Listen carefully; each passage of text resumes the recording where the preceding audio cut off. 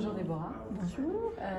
Merci d'accepter cette interview. Je voudrais que tu me dises qui tu es et que tu m'expliques un peu en quelques mots ce qui t'est arrivé.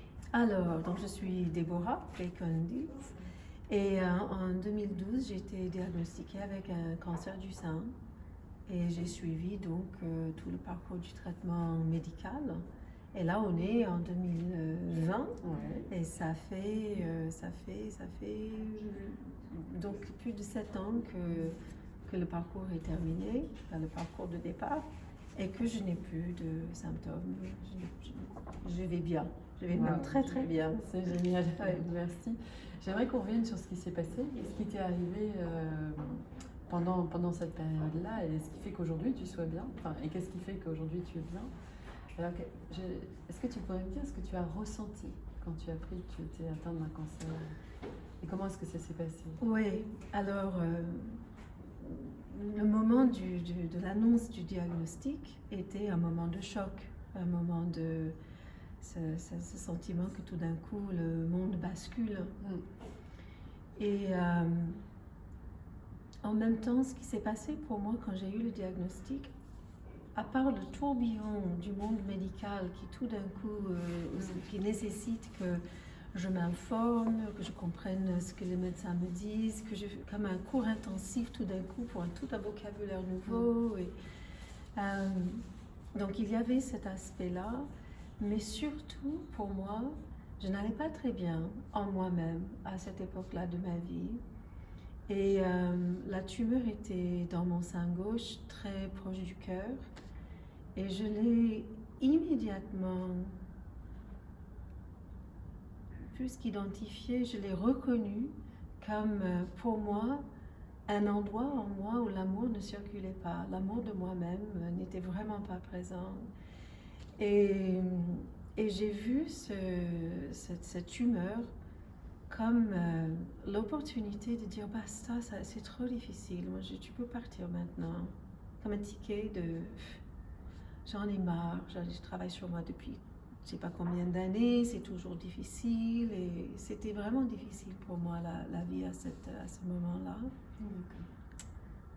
Et donc je l'ai vraiment vu comme quelque chose en moi qui me parlait, un message très clair pour moi.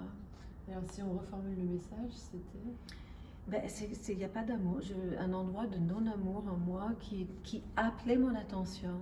Ce non-amour de moi-même ne pouvait plus ne pas être entendu. Ok. Ouais. Et à partir de ce moment-là, quand tu as pris conscience de tout ça, qu'est-ce que tu as fait pour toi et où est-ce que tu es allé chercher l'énergie? Parce que j'ai entendu, c'est que tu ne savais plus trop en fait si tu avais envie ou pas. De l'énergie, j'en avais, mais cette énergie, je le déployais, et je suis loin d'être la seule, dans le fait de m'occuper des autres, de trop travailler, de travailler excessivement, de bouger. Là où je n'avais pas d'énergie, c'était l'énergie nécessaire pour m'arrêter, pour prendre soin de moi. Et parallèlement, j'ai suivi, j'avais deux avis contradictoires d'un grand spécialiste à l'Institut Curie et un autre dans la clinique où je me suis fait traiter. Donc il fallait que je prenne une décision avec un avis mastectomie immédiate et l'autre avis chimiothérapie néoadjuvante pour rétrécir la tumeur et conserver votre sein. Et j'ai fait tout un processus autour de la décision. Je n'ai pas décidé de me laisser mourir, mais j'étais très claire par rapport au fait que c'était l'opportunité pour moi de dire ok, j'en peux plus. J'ai l'occasion de ça. En même temps, j'ai pris la décision de suivre le traitement médical et j'ai choisi la chimio néoadjuvante pour avoir une chance de conserver mon sein si jamais un jour ça pouvait avoir de l'importance pour moi. Et il a fallu un certain temps avant que je décide que j'avais envie de vivre, de choisir de vivre. Ça, c'est très important, puisque ça me fait plaisir que tu parles de ça, puisque dans les accompagnements qu'on pratique, il y a des moments où on sent bien que les personnes, et en l'occurrence moi-même, je l'ai ressenti il y a un an, mais qu'il y a un moment où on ne sait pas si la personne a envie de vivre ou si elle a envie de se laisser porter par la maladie, ou si tout simplement elle a envie Tout simplement, d'ailleurs, c'est pas simple, Oui. mais on le sent vraiment. Donc, je te remercie de pointer ça. C'était très, très clair pour moi.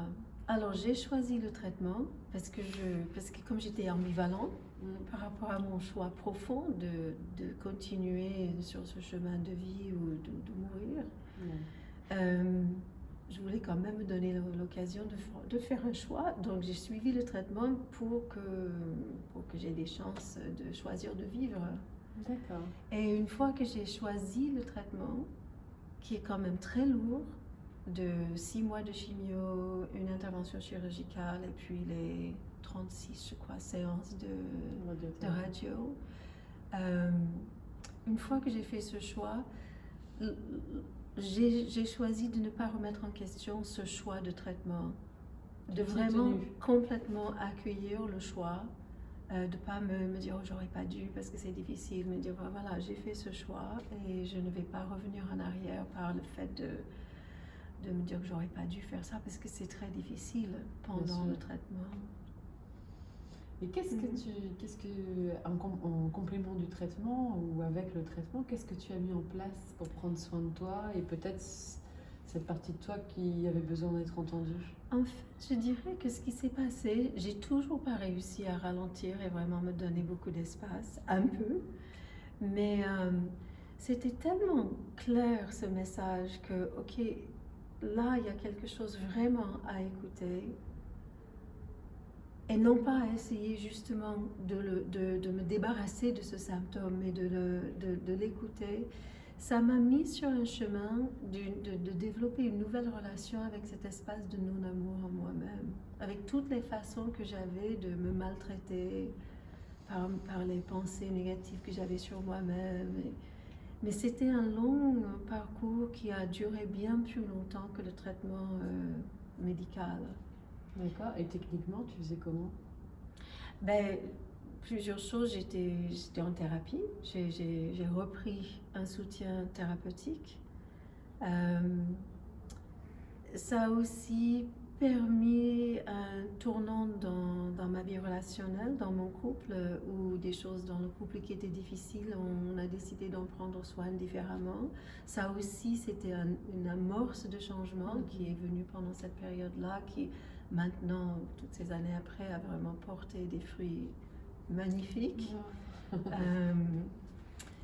C'était aussi, je me suis inscrite, je m'étais déjà inscrite dans un groupe continu de travail sur soi par la danse qui a duré 2 ans et demi, des rencontres régulières.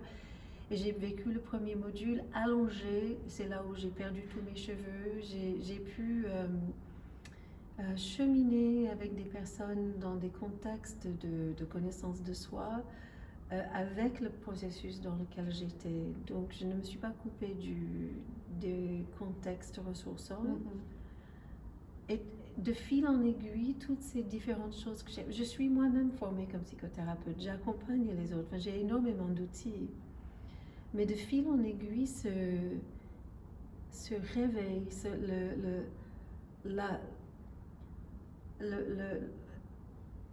l'inévitabilité du message m'a permis de commencer à faire d'autres choix. Je ne sais pas très bien l'expliquer parce que c'est plein d'éléments différents. J'ai toujours eu une alimentation relativement saine, mais j'ai totalement arrêté le sucre. Encore aujourd'hui? Plus ou moins, j'en mange très peu.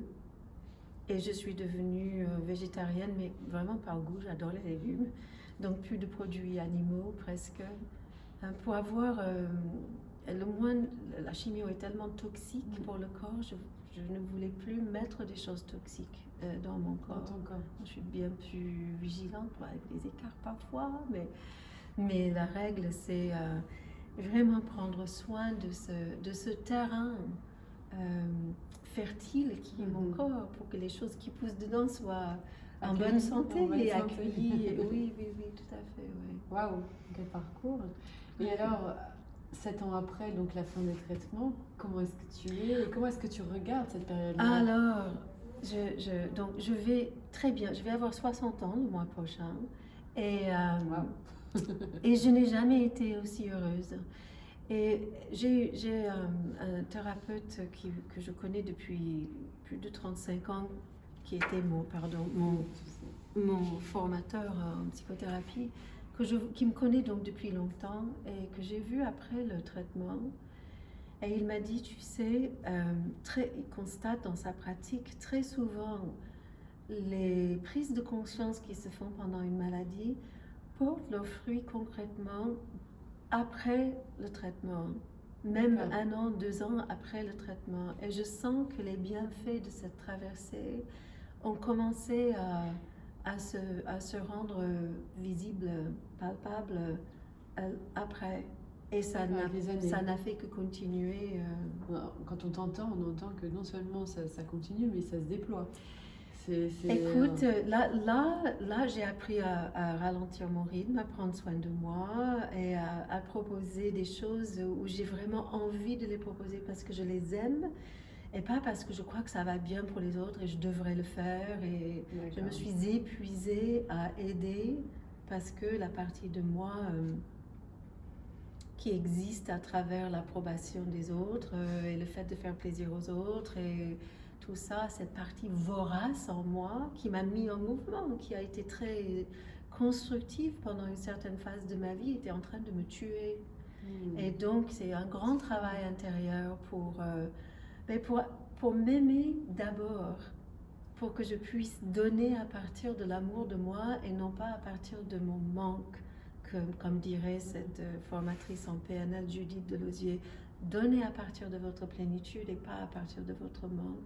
Et je donnais à partir de ce manque d'amour de moi-même, en déployant énormément d'énergie pour me faire aimer par les autres, en faisant du très bon travail, en donnant beaucoup, beaucoup, beaucoup. Et c'est juste. Je pense que ça doit parler à beaucoup de monde. Je le sais. C'est pour ça que j'ai très conscience et confiance que quand chacun de nous fait le pas de l'amour de soi, c'est bon pour tout le monde parce qu'on le modélise sans se faire de soi-même un modèle. C'est juste, ça montre que c'est possible. Rayonne. Ça rayonne parce que c'est clair quand nous sommes dans cette relation d'amour entre soi et soi-même, de vrai amour qui n'est pas la réparation narcissique de la blessure, mais qui est vraiment le fait d'avoir cultivé une relation d'accueil et de bienveillance envers toutes les parties de nous-mêmes que nous avons, dont nous nous sommes coupés pour de bonnes raisons au moment où on l'a fait. Mais quand on les récupère à la maison, on devient comme, je sais pas, un espace d'accueil qui est invitant, qui rayonne. Ouais. Wow. Une dernière petite question. Quel conseil est-ce que tu aimerais donner à une personne qui vient d'apprendre qu'elle est atteinte d'un cancer? Ouais.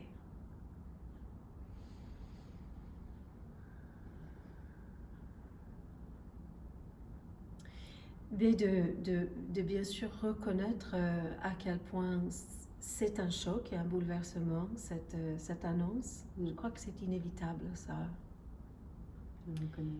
De reconnaître ça, de ne pas dire « ouais, ça va, tu vas t'en sortir là », mais de reconnaître, c'est énorme, cette annonce-là. Et après, j'inviterais à voir cet événement de vie, parce que c'est là, de voir en quoi ça peut être une opportunité plutôt qu'une sentence. Qu'est-ce qu'il y a là-dedans qui peut devenir source de transformation au lieu de tout de suite vouloir s'en débarrasser et s'en sortir et tout ça, mais justement, je m'arrête et j'écoute. Qu'est-ce qu'il peut y avoir là-dedans? Et j'encourage vraiment à se faire soutenir par un coach de santé ou par des personnes formées dans le sens de l'accueil de ce qui est là et non pas dans le sens de il faut changer les choses, il faut s'améliorer, mais d'abord commençons par être en paix avec l'état présent, avec ce qui est là. C'est hyper apaisant ce que tu dis, ça fait du bien. Mais je sais que c'est possible. Ça me fait du bien de t'entendre. Merci de me permettre de partager ce parcours. C'est très très beau. Très beau comme témoignage. Et en t'interviewant, je pensais à une personne, donc j'ai entendu